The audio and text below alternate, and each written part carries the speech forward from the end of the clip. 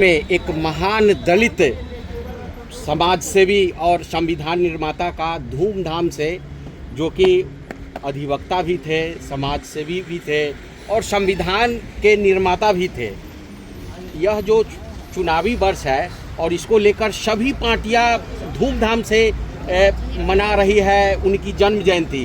क्या दलित वोट साधने की बात है?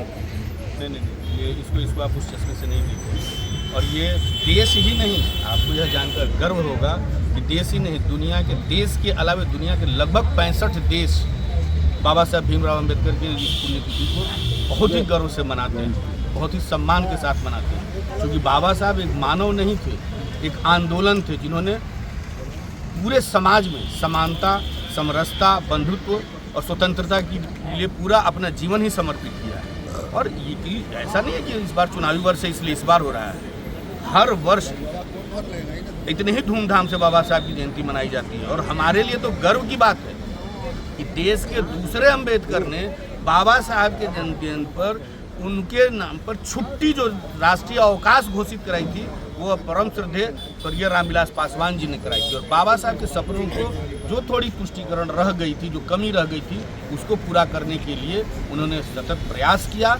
उस प्रयास को अमली जामा पहनाने के लिए हमारी पार्टी के राष्ट्रीय अध्यक्ष आदरणीय चिराग पासवान जी सतत प्रयत्नशील हैं। वो एक समाज सुधारक थे, राजनीतिक विचारक थे, फिर दलितों के साथ उनका नाम क्यों जोड़ा जाता है बार बार कि दलित थे दलित थे?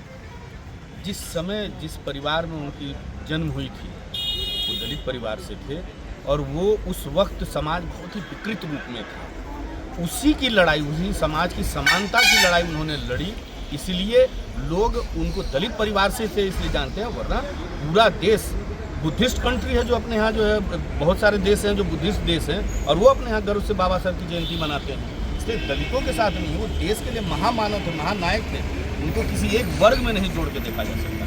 तो क्या उनको राष्ट्रीय स्तर पर देखा जाएगा ना? अंतरराष्ट्रीय स्तर पर देखा जाता है, देखा जाएगा की बात आप कहाँ कर रहे हैं। मैंने कहा ना कि पूरे भारत ही नहीं, विश्व के लगभग 65 से ज़्यादा देश गर्व के साथ बाबा साहब की जयंती मनाते हैं।